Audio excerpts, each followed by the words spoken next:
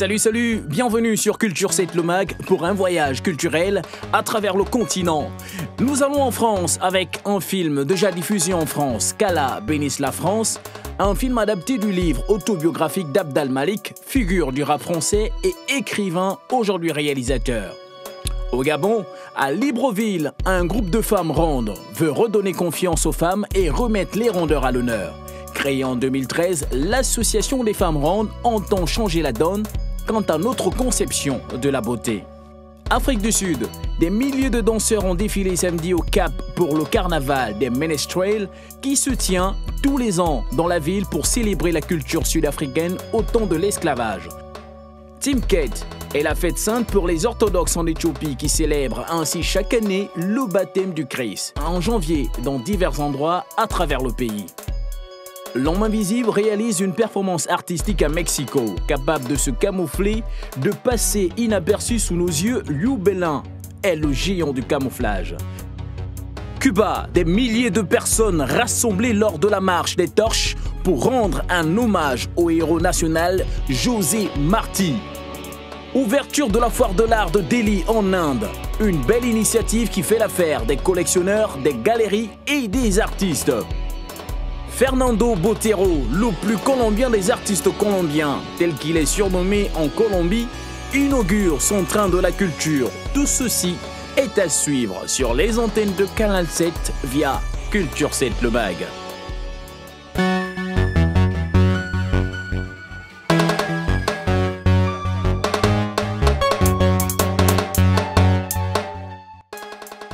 Sorti en salle le 10 décembre 2014, voici une comédie dramatique qui a reçu 2 nominations, celui du prix Révélation masculine de l'année et celui du meilleur premier film. Adapté du livre autobiographique d'Abd al-Malik, le rappeur, romancier et désormais cinéaste nous apporte une formidable fiction, qu'Allah bénisse la France. Un film qui raconte le parcours du jeune Régis, enfant d'immigrés, ingénieux et intelligent, élevé par sa mère catholique avec ses 2 frères dans une cité de Strasbourg. Entre délinquance, rap et islam, il va découvrir l'amour et trouver sa voie. Il était une fois. Toutes les histoires commencent comme ça.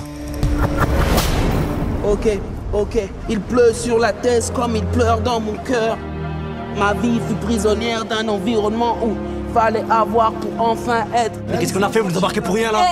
Oh, je parle comme je veux, lâche-moi grave, je te dis. Oh, toi t'es mon petit frère. Je parle comme ça aux gens, tu me fous là devant tout le monde. Ma bibliothèque, mes livres sont mes seuls bling-bling. Régis va bientôt terminer ses études secondaires et ses notes sont excellentes. Nous nous sommes permis de proposer son dossier pour Hippocagne et il a été accepté. En fait, c'est quoi Hippocampe là? C'est Hippocagne. Ah, pour moi ça va rester Hippocampe. C'est Hippocampe.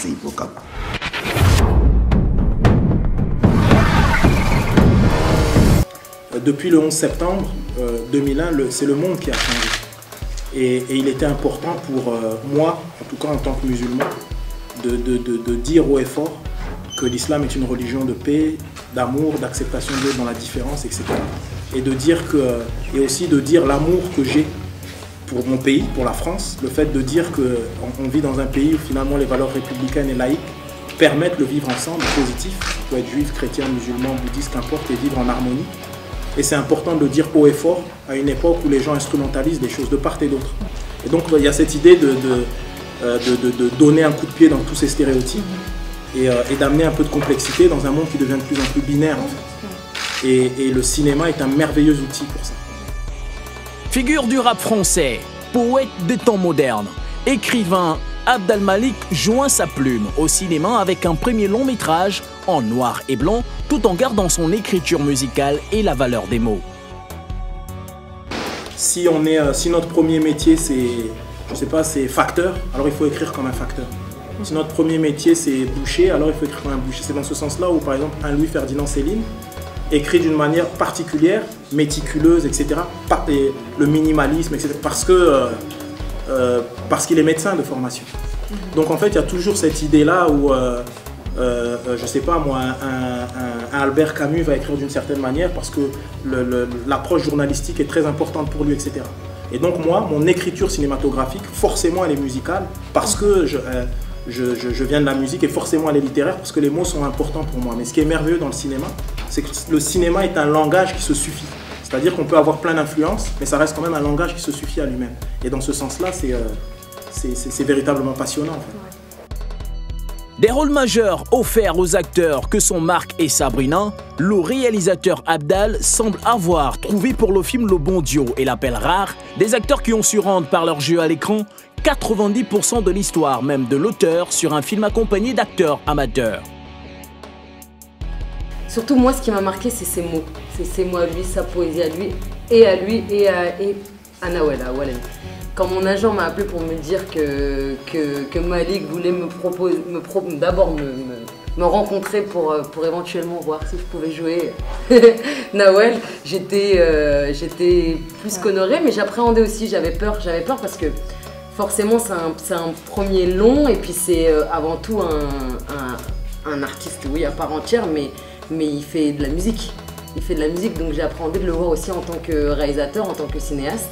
Et la rencontre a été merveilleuse parce que j'avais besoin de rien dire et c'est pas question de me rassurer, mais je voyais qu'il maîtrisait son sujet, qu'il maîtrisait tout, qu'il savait où il voulait aller. Et j'ai tout de suite été partante. Sabrina, elle aimait depuis longtemps le travail de mon épouse et pendant que je travaillais, elle disait moi, s'il y a quelqu'un qui doit faire mon rôle, c'est Sabrina. C'est une actrice exceptionnelle. Pour moi, elle fait partie des meilleures de sa génération. Elle est gênée quand je dis ça et tout. Mais c'est juste, c'est des choses, c'est objectif en fait. C'est des artistes que j'admire parce qu'on vient d'un certain milieu socio-culturel. Et l'idée, c'est de dire qu'on va exister, non pas parce qu'on vient d'un certain milieu, on va exister parce qu'on a du talent. On va exister par rapport à ce qu'on est capable d'amener. Et elle est bouleversante. Et j'étais honoré qu'elle accepte. C'était merveilleux. C'était un super moment, une super expérience parce que c'était l'occasion pour moi de participer à un projet qui avait une implication sociale, politique et qui en même temps me donnait un défi d'acteur pur. Quoi.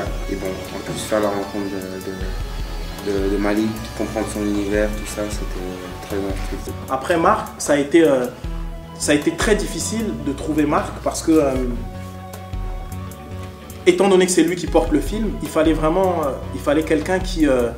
je voulais pas quelqu'un qui joue mon rôle, il fallait quelqu'un qui incarne quelque chose. Quand je l'ai vu comme ça, il m'a bouleversé parce que je voyais c'était Mobutu qui était là. Et quand je l'ai vu, je me suis dit ça y est, j'ai trouvé, c'est lui, on va... Et pour ce qui n'enlève rien, c'est que quand j'ai discuté avec lui, c'est quelqu'un d'humainement qui est appréciable aussi humainement. Réalisé avec un budget de 3 millions d'euros, Qu'Allah bénisse la France est un film qui, nous l'espérons, ouvrira les portes à Abdal Malik vers d'autres horizons.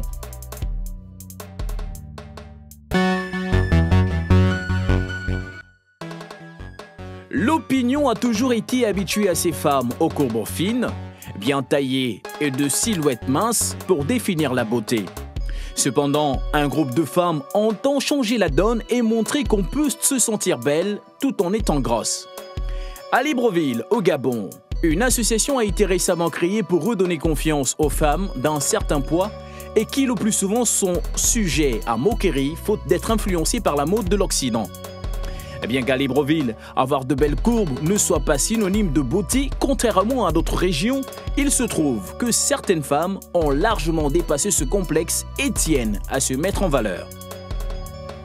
Certaines même ont du mal à se prendre même en photo, parce que quand tu regardes en photo, tu te vois grosse, tu te vois tout de suite moche et tout. Donc on essaie d'organiser des shootings photos avec maquillage, un maquilleur qui vient maquiller, si on peut se coiffer, on se coiffe. Et puis voilà, tout de suite les filles se sentent belles sur la photo. Petite retouche, coiffure et soins de beauté, c'est avec beaucoup d'enthousiasme que ces femmes se jettent dans l'aventure, celui de participer aux grands événements tels que les défilés de mode, sans plus avoir la peur au ventre d'être critiquées et fustigées. Aujourd'hui plus que jamais, elles se battent pour soigner leur apparence et garder à l'esprit qu'en Afrique, être ronde n'est pas synonyme de laideur comme on aime à le croire, mais une autre forme de beauté. Elles peuvent se vêtir comme toutes les autres femmes sans aucun complexe de leur rondeur. L'important est de se sentir bien dans sa peau. Les gens me regardent peut-être par curiosité en disant c'est quel gosse qui a porté un slim ou bien un petit haut. Moi je mets des collants, des petits hauts. Bon, il suffit de bien couvrir les parties. Avant de mettre sur pied cette association qui date de 2013, Larissa fut elle-même sous l'influence de la prise de poids qui fut une gêne pour elle et une motivation pour mettre sur pied cette initiative. En m'informant un peu, j'ai découvert qu'il y avait beaucoup de personnes dans mon cas. Surtout en Europe, beaucoup de personnes dans mon cas qui souffraient vraiment de vivre avec des rondeurs. Voilà, donc ça a été très difficile et tout est parti de là. L'association qui compte des centaines de membres est un véritable défi lancé par Larissa qui entend donner de la voix à toutes les femmes rondes des 4 coins du continent africain. Après le succès remporté par le défilé de mariage, l'association projette lancer son propre concours de beauté d'ici 2 ans.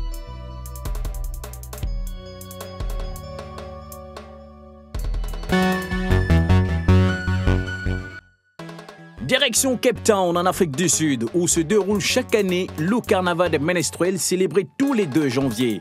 Devenu l'un des jours les plus importants dans le calendrier social de la ville, cette date de carnaval attire dans la ville de nombreux spectateurs, touristes venus des 4 coins du monde pour assister à cette belle parade.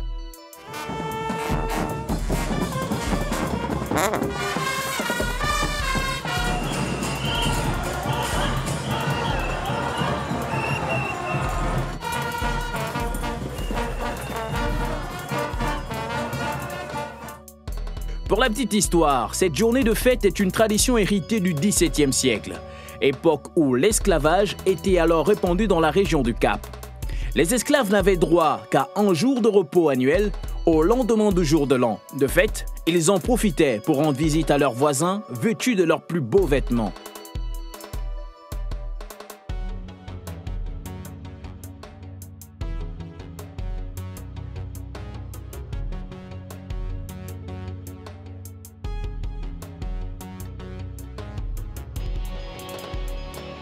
Pour les esclaves, le Nouvel An était aussi une occasion de manifester bruyamment contre leurs conditions de vie en chantant et en dansant. Aujourd'hui, après de nombreuses années passées, l'histoire demeure et cette fête traditionnelle s'est transformée en un carnaval coloré, réunissant des milliers de ménestrels déguisés et maquillés avec soin qui défilent en musique à travers toute la ville. Ce carnaval, qui nécessite une véritable préparation de la part des artistes qui répètent pendant plusieurs semaines, avant le grand jour, est une autre manière de se souvenir de l'histoire au grand plaisir des participants.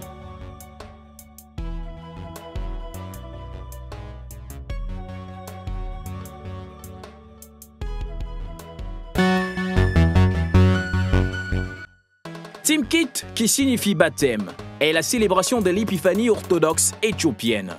Célébrée le 19 janvier, elle correspond au 10e jour de terre suivant le calendrier éthiopien et célèbre le baptême de Jésus dans le Jourdain. Pour se mettre en fête cette année, le festival de Timkit a innové en prenant en compte l'accourtement des jeunes qui peuvent désormais y participer avec des t-shirts marqués de versets bibliques.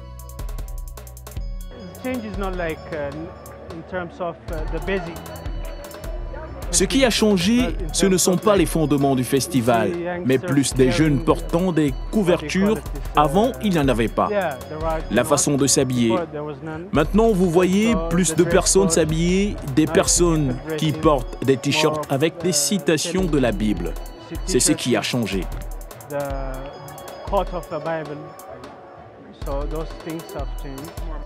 La cérémonie de Timkit reste et demeure un moment de grande rencontre, d'échange, de partage et de cohésion sociale où chacun accorde du mérite à la religion ou culture qui définissent les différentes traditions de ce peuple croyant.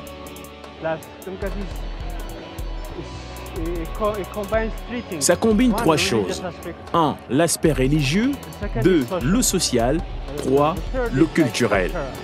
Vous voyez différents chants traditionnels, des gens se rencontrent ici et demain, vous les verrez.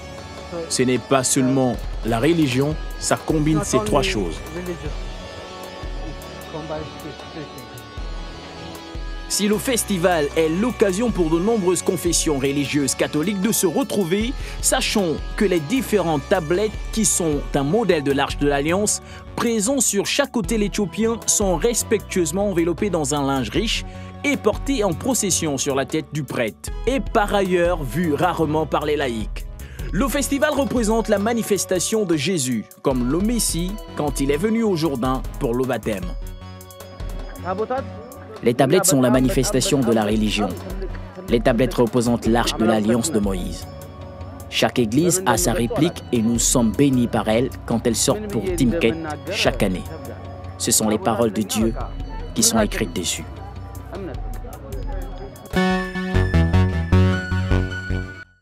Quand on entend parler d'hommes invisibles hors de la fiction, on pourrait sans doute penser que c'est du surréalisme, de l'impensable, de l'incroyable. Sauf qu'il existe bel et bien un homme capable de se camoufler, de passer inaperçu sous nos yeux, mais pourtant là. L'artiste chinois Liu Bolin, surnommé l'homme invisible en raison de ses œuvres dans lesquelles il se dissimule lui-même, a réalisé une bonne performance dans un grand hôtel au Mexique sur un thème très mexicain, le catch. Après que mon studio a été démoli par le gouvernement, j'ai trouvé assez dur de m'exprimer en faisant des sculptures. Vous devez faire une maquette, monter l'argile et ensuite 2 à 3 mois se sont envolés. Vous ne pouvez pas exprimer vos émotions immédiatement. J'ai trouvé que me rendre invisible était très direct et rapide pour exprimer mes sentiments. Magnifique exposition intitulée Camouflage qui a émerveillé le public privilégié de ce spectacle. L'artiste nous fait état de ses débuts dans cette activité. J'ai commencé à faire cela il y a 10 ans quand mon studio a été démoli. Avant, j'avais l'impression d'être une personne redondante dans la société. Je me suis dit que je devais avoir un talent, mais je ne trouvais pas ma place dans la société. Je n'arrivais pas à mener une vie basique.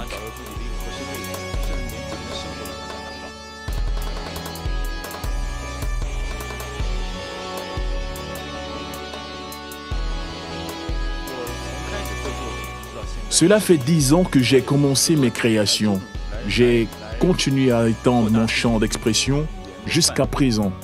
J'ai utilisé mon corps pour questionner le conflit entre les êtres humains et les choses qu'ils créent. Les choses que créent les humains prennent désormais le contrôle de leur vie. Espérant vous diffuser les prochains exploits de l'homme invisible, Culture 7 Lomag dit bravo à Liu Bolin et lui souhaite bon vent.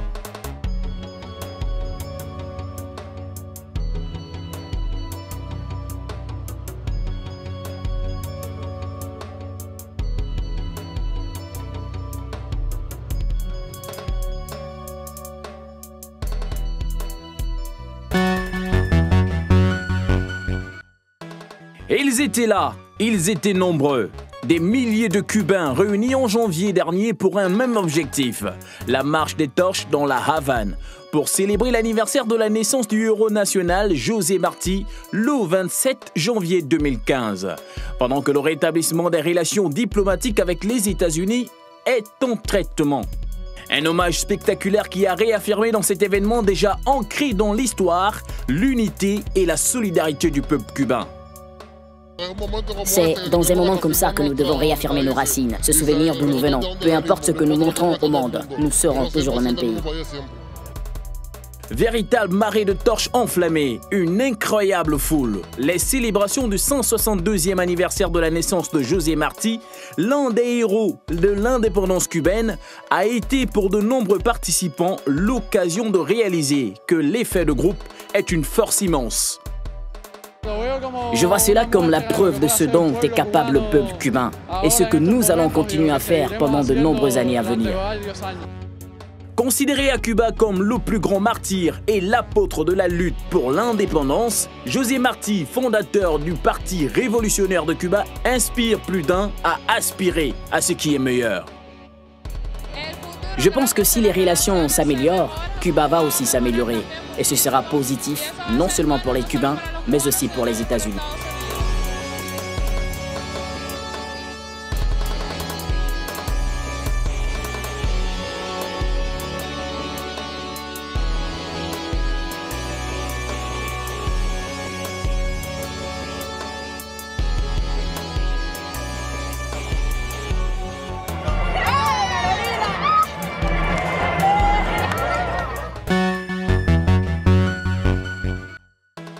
L'Inde a été pour ce début d'année le théâtre d'une belle exposition avec l'ouverture de la foire d'art de Delhi.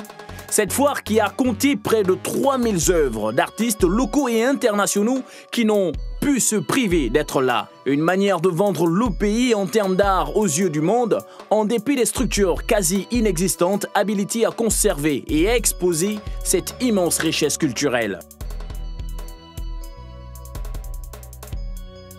Il s'agit de mettre l'Inde sur le devant de la scène internationale de l'art, d'une certaine façon.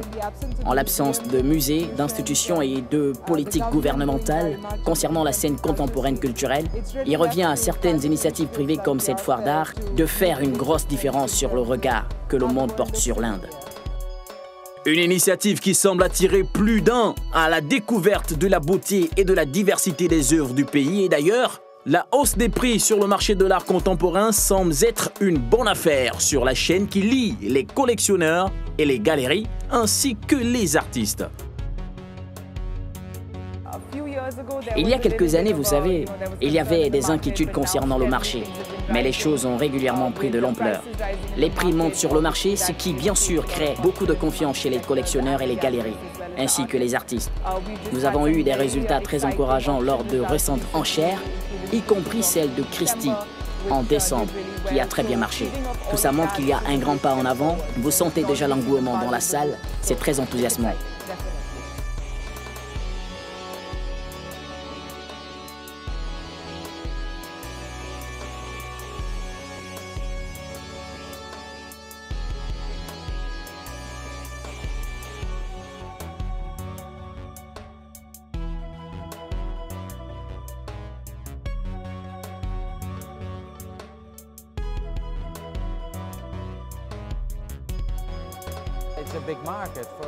C'est un gros marché pour nous. Il y a beaucoup de collectionneurs qui regardent maintenant en dehors de l'Inde. Alors qu'avant, je pense que les collectionneurs regardaient davantage leur propre marché. Achetant ses propres artistes, maintenant ça s'internationalise. L'ouverture de la foire de Delhi en Inde a été une véritable attraction pour toutes les catégories de personnes. Venues avec des objectifs bien précis, apprendre, découvrir et acheter.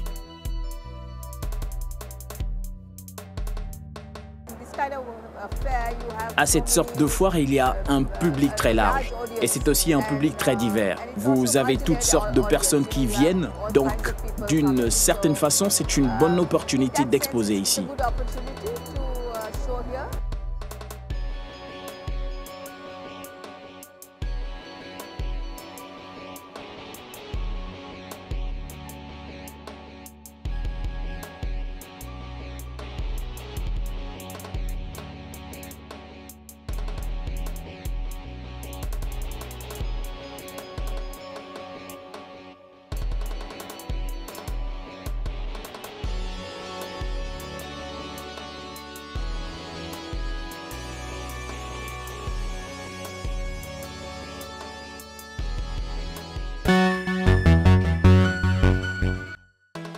Réputé pour ses personnages aux formes rondes et voluptueuses, icône dans le monde de l'art, Fernando Botero est l'artiste originaire d'Amérique latine le plus connu et l'un des rares peintres à connaître la gloire de son vivant.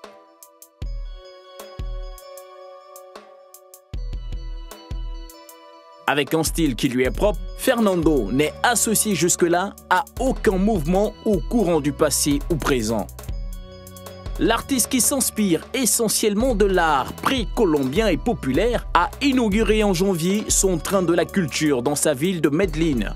Une rame de métro a été entièrement décorée par l'artiste sur le thème du cirque. À l'honneur, Botero a été conduit pas à pas vers le musée d'Antioquia, où se tenait une exposition sur sa personne. Il a aimé le décor. Il est très heureux à Medellín, très content de voir que ça commence à prendre, que l'exposition a de plus en plus d'impact. Mais il était très content du métro.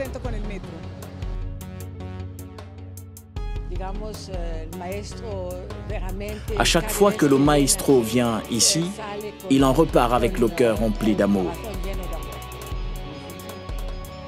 Fernando Botero rend ici éternel certains souvenirs avec un art qui donne vie au passé pour les adultes et attractif pour les enfants. Cela rappelle au maître son enfance. Je crois qu'enfants et adultes aiment cette exposition parce qu'elle fait appel à tous nos souvenirs des cirques de village.